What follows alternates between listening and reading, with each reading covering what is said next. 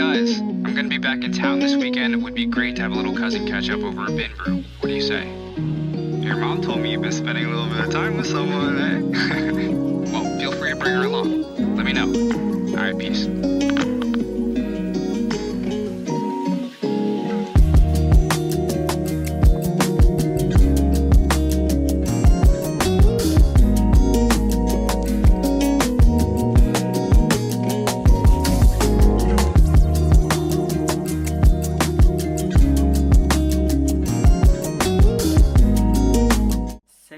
J'espère que vous allez bien. On se retrouve aujourd'hui pour une nouvelle vidéo. Donc aujourd'hui on s'est mis dans un esprit un peu cocooning, un peu tranquille, tu vois, parce qu'on va parler d'un sujet très important.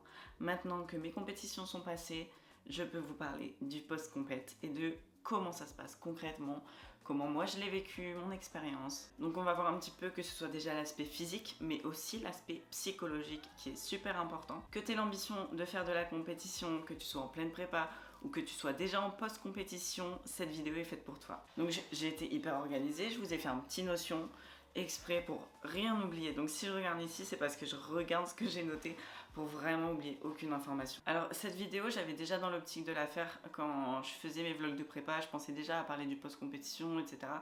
Mais ce qui m'a poussé à la faire encore plus, c'est que j'ai reçu un message sur Instagram suite à une story de mon physique en fait après une séance. Story que j'ai eu beaucoup de mal à poster déjà et en plus j'ai reçu une marque dessus, mais ça m'a encore plus motivé à faire cette vidéo dans le sens où justement c'est quelqu'un qui ne faisait pas partie du monde du bodybuilding qui m'a fait cette remarque.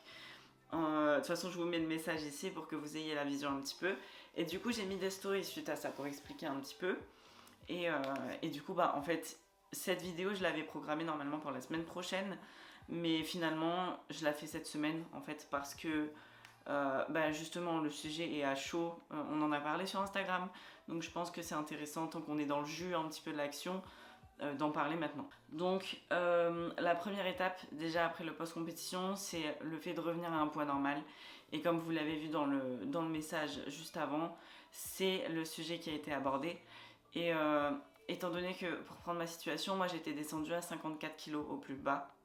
Donc c'est un poids que j'ai pas fait depuis des années, sachant que mon poids entre guillemets de santé c'est vers aller peut-être 61, 62, 63 kg, même jusque 65 ça peut aller, mais oui, donc forcément il y a un retour entre guillemets au poids de santé qui est nécessaire, parce que en fait faire un poids de scène c'est clairement pas la santé en fait, parce que on arrive à un, déjà c'est même pas forcément un poids, c'est un taux de masse grasse qui est très très bas. Donc si je vous remets des photos de scène, même si je le réalisais pas ces jours-là, j'avais l'impression de ne pas être assez sèche, même les dernières semaines, j'avais l'impression de ne pas être assez sèche pour monter sur scène. Le poids que je faisais et le niveau de sèche que j'ai atteint faisait que forcément c'est pas être en bonne santé, c'est pas un physique qui est tenable sur le long terme, parce que ça met tellement le corps à rude épreuve qu'on ne peut pas le maintenir en fait, tout simplement. Donc forcément, après les compétitions, on n'augmente pas les calories tout d'un coup, ça se fait progressivement. Après, chacun le manage un petit peu comme il veut. Je sais que certains font vraiment des rebonds caloriques justement pour profiter du fait que le taux de masse grasse est très bas, pour mettre des calories et que tout aille, entre gros guillemets, mais que tout aille dans le muscle, que tout soit stocké en glycogène en tout cas. Mais après, c'est chacun sa méthode. Évidemment, selon les corps, ça va être très très différent. Selon le métabolisme de la personne, c'est très différent. Surtout que le métabolisme est énormément ralenti en période de sèche. Étant donné qu'on donne beaucoup moins de nourriture, etc., le corps ne réagit pas de la même manière qu'en prise de masse ou qu'en maintien. Donc ça, c'est une chose à savoir. Dans mon cas personnel, ce qu'on a fait, c'est que j'étais quand même remontée. Alors, pour NPC, j'étais à 2100 calories. 2000 ou 2000, non, j'étais à 2000 calories les jours d'entraînement et j'étais à 1006 les jours de repos. Entre NPC et PCA, on est remonté à 2400 calories, parce que sinon j'étais trop sèche. En fait, NPC, ce qu'on cherche vraiment, c'est la condition, et c'est ce qu'on a eu, et c'est ça qui m'a fait gagner ma première place et l'overall. Mais par contre, PCA, c'est beaucoup moins sur la condition, donc on a remonté les calories pour remplir. Mais encore quand je suis arrivée à PCA, je sais plus si je l'avais déjà dit en vidéo, il me semble dans la dernière vidéo j'en ai parlé, celle justement sur mon post-compétition de PCA. Mais PCA en fait j'étais trop conditionnée encore la veille. Donc ça veut dire qu'entre deux j'ai dû remanger un petit peu plus encore parce que justement j'étais trop dessinée, etc. Donc selon les fédérations ça change. Donc on avait déjà remonté les calories à 2400 entre ces 2 semaines là. Et par contre après PCA on était resté sur la même diète, donc 2400 aussi, sauf que étant donné que je savais que je ne continuais pas les compétitions, qu'il y avait entre gros guillemets, hein, plus d'enjeux derrière, en tout cas pas direct, parce que la prochaine compétition que je vais faire, c'est minimum dans 1 an. Donc en gros, j'ai 6 mois pour faire de la masse, quoi. Mais étant donné que j'avais ça en tête et que j'avais aussi besoin de relâcher la pression, en fait, tout simplement, de ces 6 mois de prépa, de ces 2 scènes qu'on a enchaînées, en fait, quand j'avais envie de manger quelque chose, je me retenais pas. Et c'était surtout plus comme des pulsions.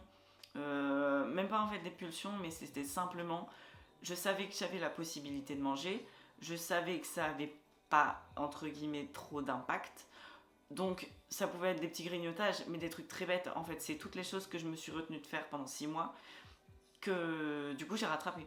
Par exemple, un truc bête, mais en plus pire truc, mais les noix de macadamia, je savais que j'avais un énorme paquet de noix de macadamia chez moi. Et je pouvais pas m'empêcher, par exemple quand je cuisinais, d'en prendre une, et une autre, et une autre. Sauf que rien que 15 grammes de noix de macadamia, si je me trompe pas, c'est genre 100 calories. Donc c'est gigantesque. 15 grammes de noix de macadamia, ça fait peut-être 7-8 noix, un truc comme ça. Donc c'est énorme. Donc ça, et pareil, en fait, tout ce qu'il y avait à manger, j'avais envie de le manger et je me retenais plus ou moins. Mais ça aurait pu être des galettes de riz, c'était pareil, ça pouvait être vraiment tout et n'importe quoi en fait.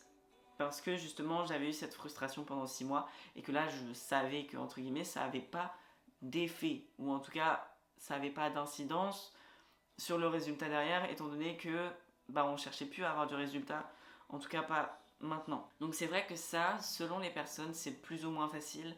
C'est pour ça qu'il y en a qui préfèrent en gros, au final je mangeais ma diète, mais il y avait des choses à côté qui se rajoutaient. Donc j'étais encore au-dessus de mes calories. Et c'est pour ça du coup que finalement on a réaugmenté les calories. Donc là je suis montée à 2700. Encore aujourd'hui je suis à 2700. Mais c'est toujours pareil. Là ça fait maintenant 2 semaines que les choses sont terminées. Je commence à peine à me réguler psychologiquement pour dire de me retenir et de ne pas trop me frustrer. Donc ça veut dire que je fais beaucoup moins d'écart que une semaine après ou la 2e semaine. Mais c'est vrai que j'ai encore du mal à prendre sur moi et à me dire non, c'est vraiment que la diète. Là, je m'autorise encore des écarts. Je pense que ça va durer peut-être encore, en tout, à mon avis, ça va durer peut-être 1 mois et demi, 2 mois. Je saurais même pas vous dire en fait, parce que c'est vraiment surtout l'aspect psychologique que j'essaye de préserver. Le corps, je sais que de toute façon, les muscles sont là. Là, j'ai changé de programme récemment, on va en reparler tout à l'heure. Mais donc les performances sont là, donc je me donne toujours autant à la salle. J'ai recommencé à faire mes pas parce que pareil, mes pas, j'avais lâché pendant 1 semaine. Enfin, je faisais quand même 8000 pas, mais je suis loin des 12 000 que j'avais avant. Donc oui, c'est tous des mécanismes à reprendre, c'est réapprendre à manger. Le retour à la poids normale, à un poids normal, en tout cas à un poids de santé, c'est compliqué mentalement parce qu'on se voit grossir, mais en même temps c'est ce qu'il faut en fait, parce que justement le corps a besoin de ça pour fonctionner normalement, parce que là du coup le corps est déréglé et c'est pour ça qu'on en vient à des problèmes de pulsion, etc. Le deuxième point du coup pour la descente du physique après la compétition, c'est la réintroduction alimentaire.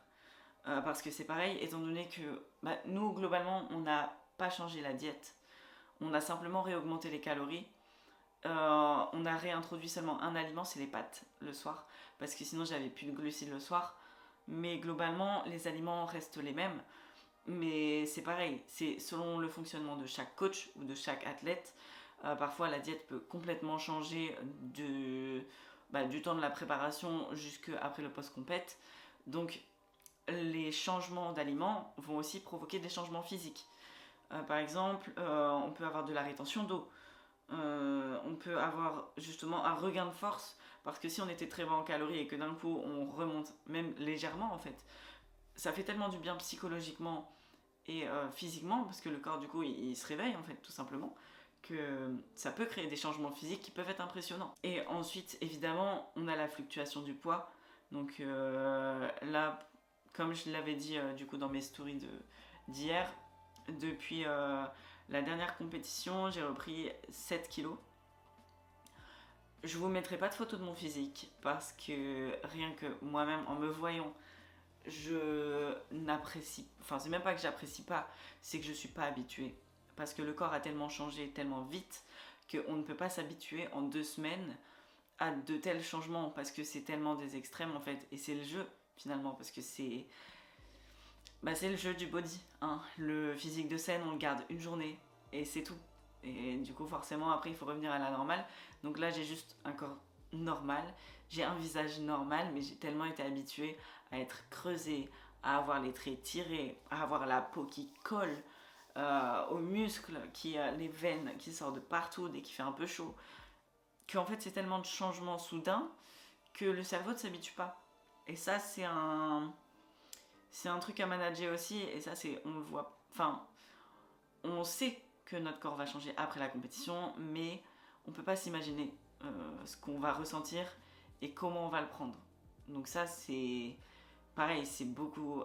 En fait, le post-compétition, c'est énormément de psychologique derrière. Et du coup, évidemment, tous ces facteurs, ça crée énormément d'évolution sur le physique, que ce soit moins de définition au niveau des muscles, que ce soit des ballonnements aussi, qui sont possibles suite au changement d'alimentation.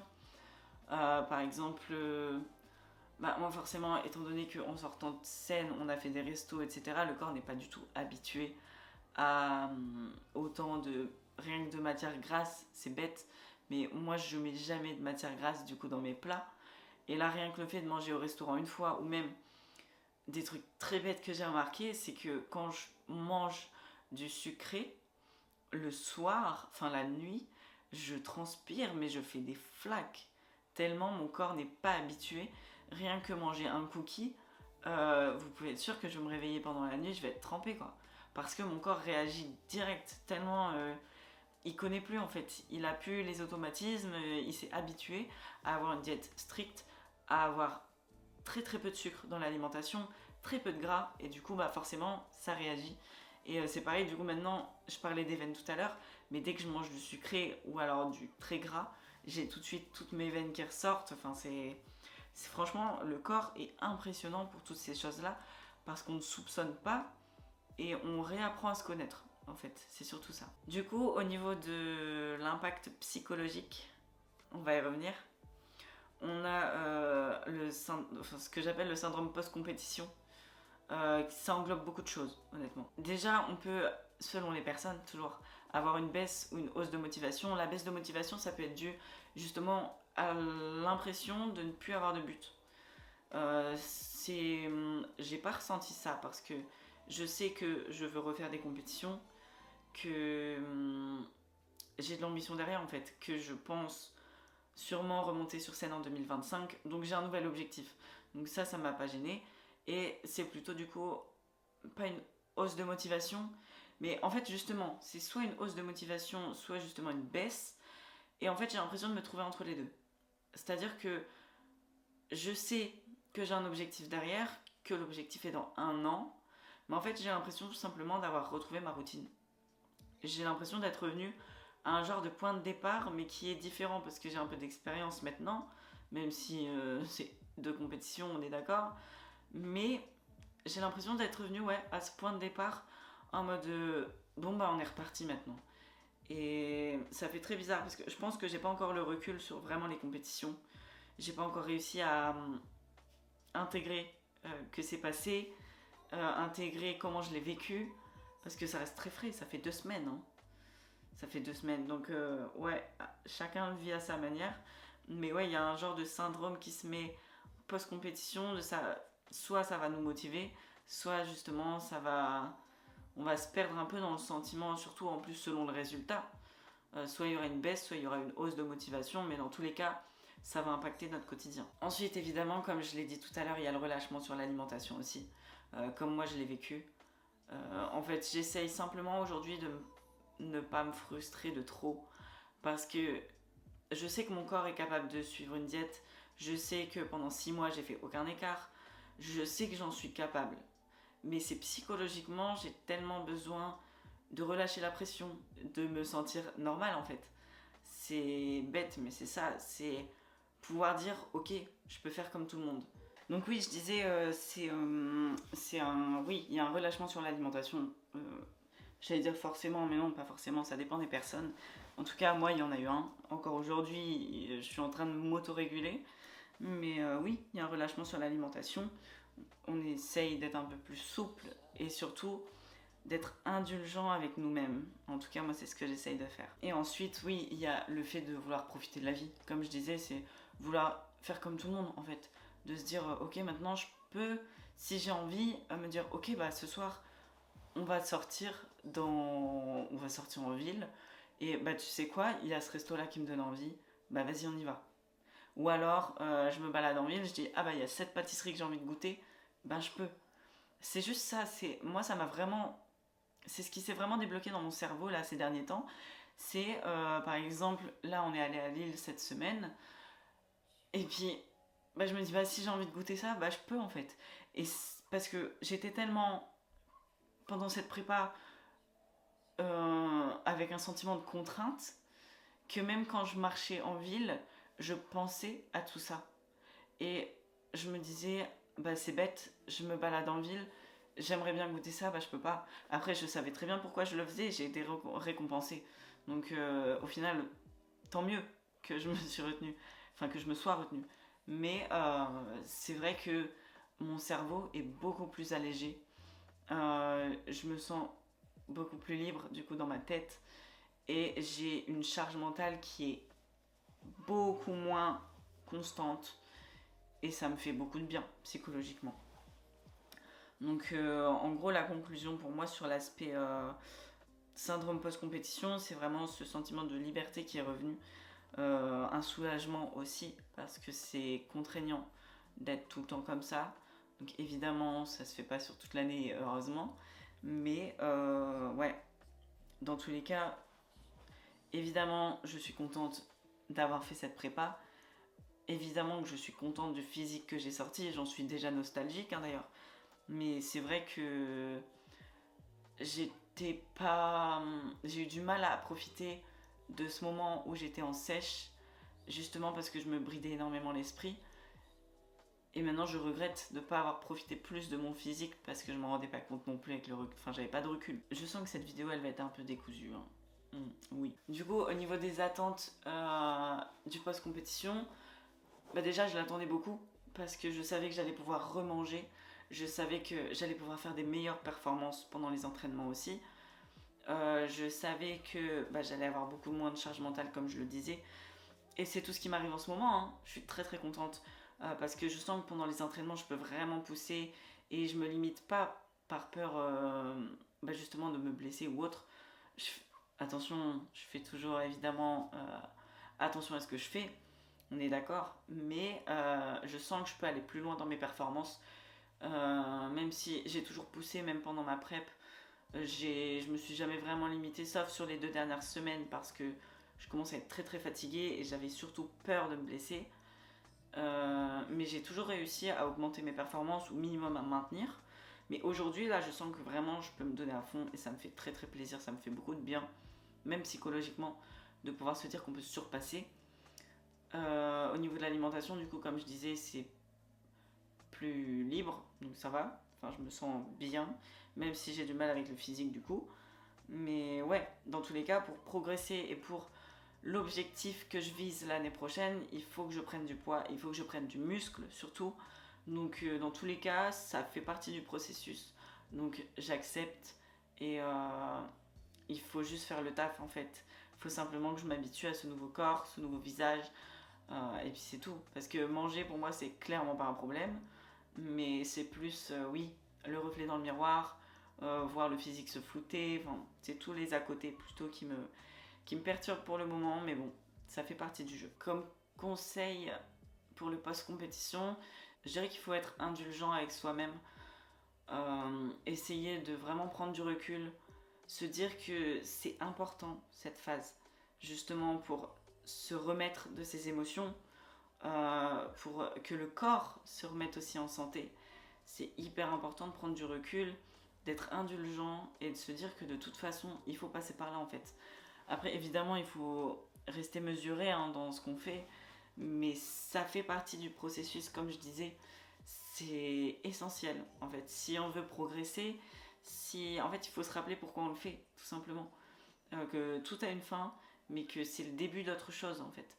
La scène, c'est une fin en soi, mais avant de monter sur scène, il faut prendre du poids, il faut être en santé, il faut se sentir bien, il faut faire du muscle. Donc, dans tous les cas, c'est une phase obligatoire et il faut essayer de le voir de la meilleure des manières. Et c'est ce que j'essaye de faire en ce moment, même si c'est pas tous les jours facile, encore une fois. Mais il faut trust the process, comme on dit. Et je pense que c'est aussi hyper important de garder une routine pour ne pas se perdre. Par exemple, comme je le disais tout à l'heure, pendant une semaine, j'ai arrêté de faire mes pas. Alors, j'ai arrêté de de comptabiliser 12 000 pas par jour. Par contre, j'ai gardé la même routine dans ma journée. C'est-à-dire que tous les matins, même avant la compétition, après, j'ai toujours mon réveil à 6h45. J'ai toujours mes 20 minutes de marche sur mon tapis. J'ai vraiment gardé la même routine dans mes journées. Et je pense que c'est hyper important pour être stable psychologiquement et pour ne pas décrocher totalement. Pour ne pas qu'il y ait un changement soudain sur tous les points d'un coup. Donc je pense que c'est hyper important d'avoir sa routine, de la garder, de la maintenir. Et au moins ça permet de garder une ligne directrice et de ne pas être complètement perdu, de passer d'une phase à une autre sans transition. Je sais pas si vous aurez compris. Je pense, mais dites-moi en commentaire sinon. Mais ça m'a l'air plutôt clair. Mais oui, garder une routine, c'est hyper important. Et c'est pour ça que j'ai gardé la mienne aussi. Parce que de toute façon, je suis quelqu'un de très routinière. Moi, j'ai mes petites habitudes. Et ça me va très bien comme ça. Parce que je suis quelqu'un de très organisé, en fait. Donc, j'ai besoin de ça pour me sentir bien. Ensuite, du coup, au niveau de la transition du moment des compétitions jusqu'au post-compétition, il faut déjà avoir une petite visualisation de ce qui va se passer après. Par exemple, dans mon cas, avec Gaëtan, on savait déjà que après la compétition, on réaugmenterait graduellement les calories. On ne pensait pas remonter aussi vite, mais c'est ça aussi qui fait que le body est très intéressant, c'est que, étant donné mon état psychologique, ma réaction au post-compète justement, mes réactions quant à l'alimentation, on s'est dit qu'il fallait mieux augmenter les calories maintenant. Même si entre guillemets ça fait tôt ou pas en fait, c'est vraiment au cas par cas.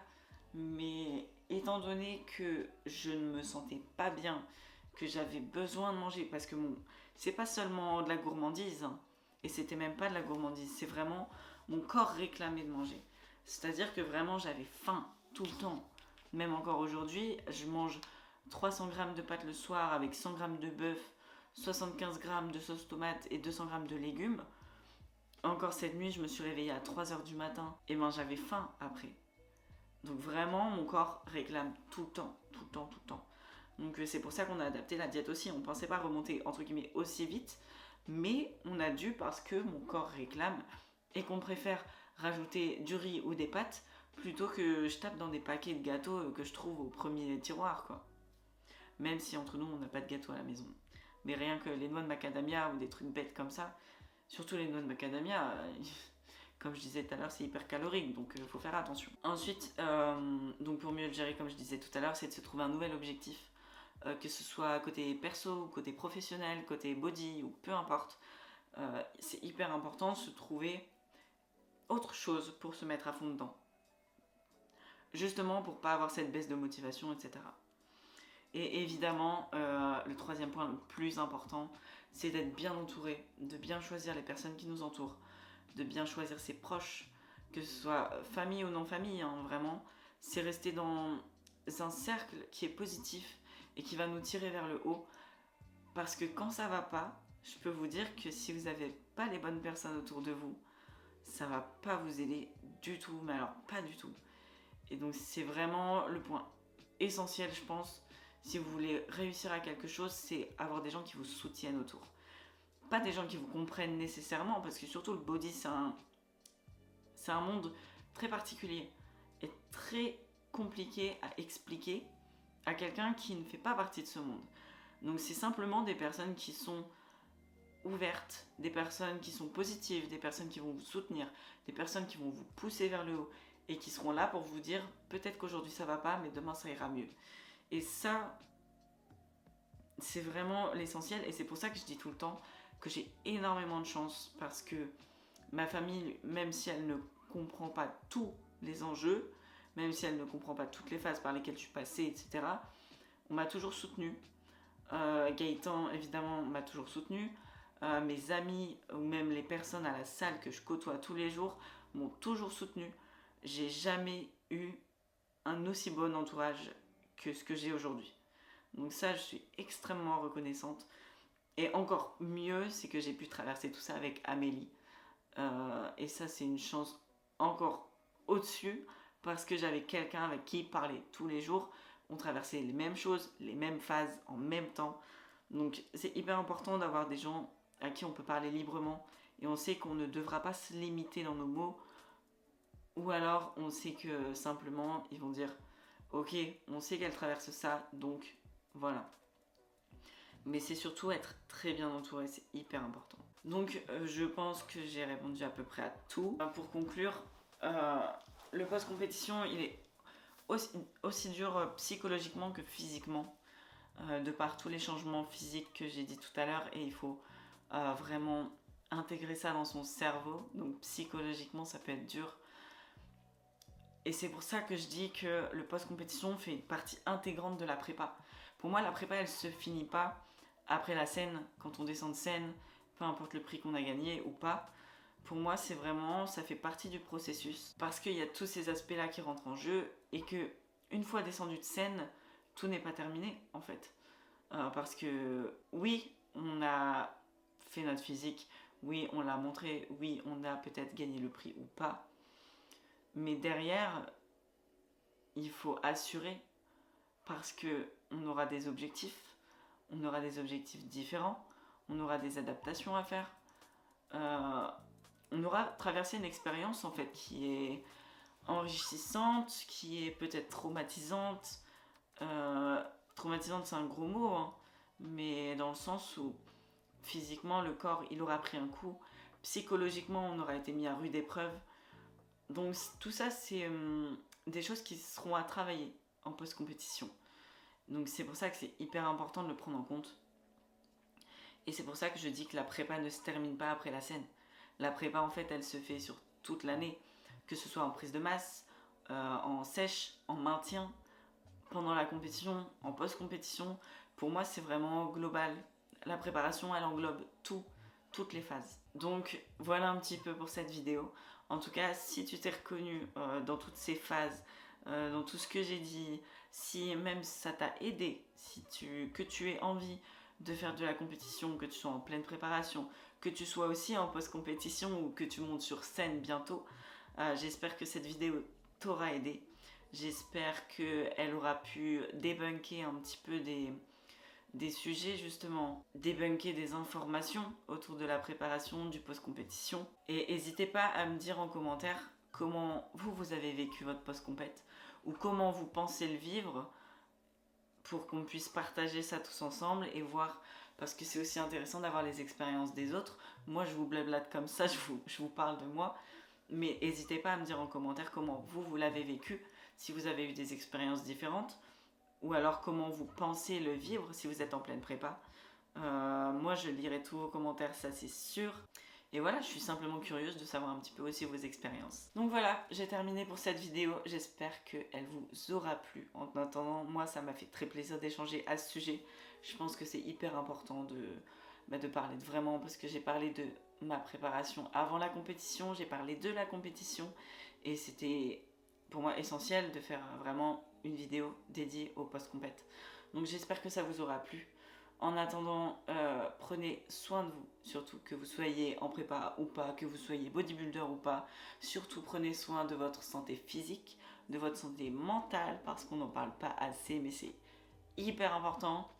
Donc voilà, prenez soin de vous tout simplement et prenez soin des autres. Et sur ce, je vous fais des gros bisous et je vous dis à la semaine prochaine pour une nouvelle vidéo. Ciao ciao.